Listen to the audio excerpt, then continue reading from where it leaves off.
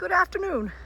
We're going to head out on our walk this afternoon, and I just noticed, and I'm really excited, and I don't know if we'll see it or not, but I noticed some moose tracks, which I have seen them here on my trail, but I haven't seen them for quite a while, and I am pretty excited because I'm hoping I get to see one.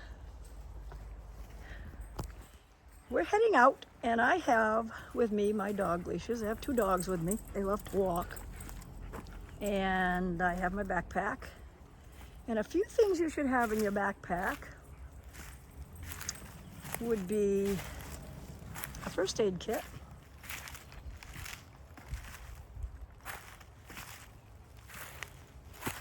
I also have a little kit that has a needle and thread, some matches, some twine, some string.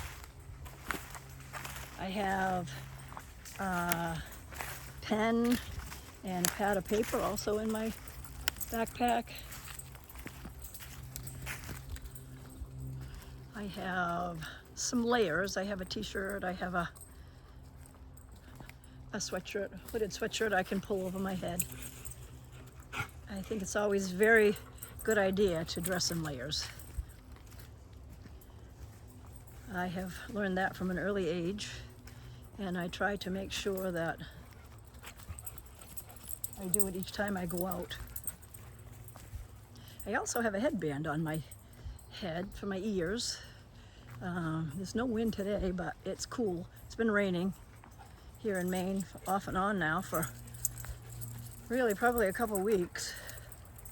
And it can be the middle of July, and if I'm out and there's any wind, then I can usually get an earache, so I like to be careful. So that takes care of my backpack pretty much. I always have my cell phone with me. It's always charged. I leave a note on my counter in my kitchen that says that I am out for a short walk, and that I have the dogs with me, and that I'm not going too far, but I always tell them the direction I'm going in. Oh, and one more thing I carry in my backpack too is water. I drink a lot of water, and I tend to get thirsty or dry when I'm walking. So I always do have some extra water with me. You can see up here on the side of the hill, they did some clear cutting last summer and fall. And it has made quite a mess in some places, although they tell me that it's very beneficial for wildlife to leave the slash. My concern would be for fires, especially when it's hot in the summertime, and then if you have a good thunderstorm with lightning that's close. And there's a trail that heads up that way. We may end up coming back down that way. There's also, it's not really a trail, I kind of tried to make it one last fall when they were done, which I used my snowmobile this winter. It's going to have to be, have a little work done on it to actually make it into a trail. So we'll continue this way. Another thing on a hike or a walk in the woods is what's underneath your feet. And especially now that they have done all this cutting and the big machinery has gone over the ground, it has exposed a lot of roots, and it's also left a lot of slash, and a lot of this has been picked up. So I try to be very careful that I don't stub my feet on any kind of root that's in the ground, such as this one here, and you could easily catch your foot under it if you weren't paying attention. Then there's sticks like this that aren't all that big, but if you do hit a bigger one, they roll, and you could go down that way. Being alone when you're walking is it's a good idea to be very cautious. This is a good one right here that you could actually get your toe under, so you do have to be careful. So yeah, you just need to kind of keep your eyes and ears ears to the woods and eyes along the ground that you're walking on.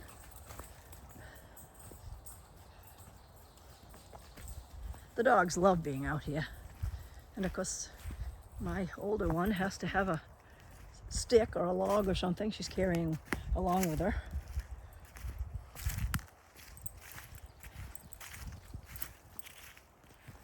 No sign of my moose yet. Oh, I wish I could see one. Sometimes you see some deer. I'm also always on the lookout for porcupines, because I certainly don't want to have one of those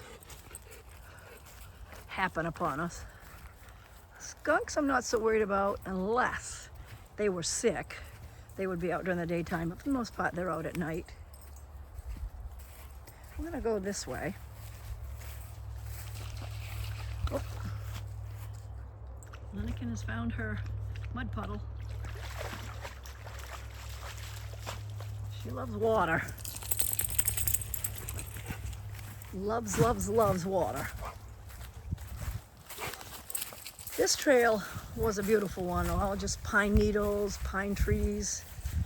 And you'll see as we go up through here that they really just left the slash. And this is private property. It belongs to the Advent Church. There's a school on the property. And then he was supposed to smooth out the trails when he left. This one he didn't do such a good job on.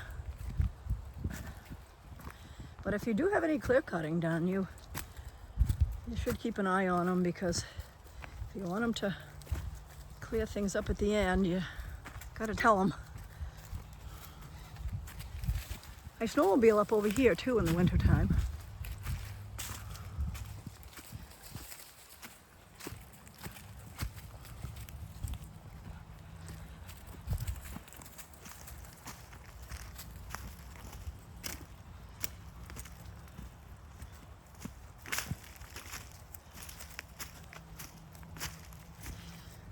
You get up here to the top of the hill, I go off to the right, and that was all clear before. Now we kind of have to step up over down trees and slash.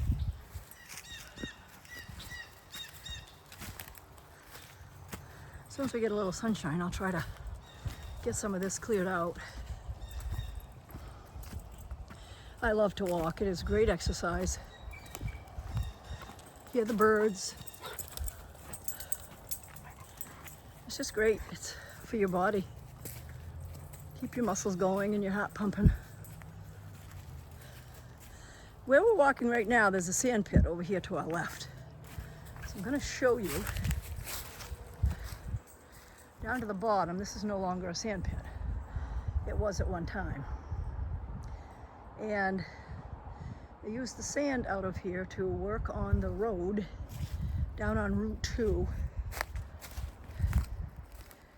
which goes across to Farmington, Rumford, over that way all the way to the New Hampshire border.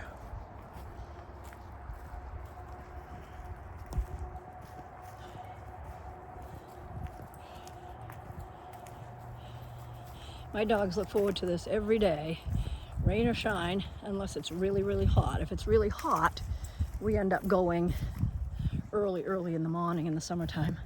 I teach elementary phys ed, and I love to be active. Love to be doing something. I don't know if you can see down over here too. Probably not. There's a lot of trees in the way there to the bottom. Used to have a fox family that lived in the side of the hill here for several winters and summers, but they're no longer here. Again, to get back to the exercise, I don't mean to jump around. I have something that comes into my head and I want to say it. It's wonderful to get kids out,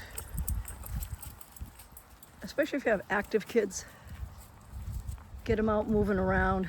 Teach them a love of the outdoors. Teach them a respect of the outdoors. As I said, this is private property. I do have permission to walk here with my dogs because I help with Christmas trees. I help mow the lawn between the Christmas trees and in the field. And I'm going to take you out here, and we're going to end right here for this part 1, and then I will start part 2 of my hike. So this is some of the Christmas trees. You can see that some of them were harvested this past Thanksgiving, and they usually sell about 100 trees, so they really do a good job. And I'm going to sign off right here, and then I'm going to start it again, and we'll walk down through the trees so you can see them. Take care.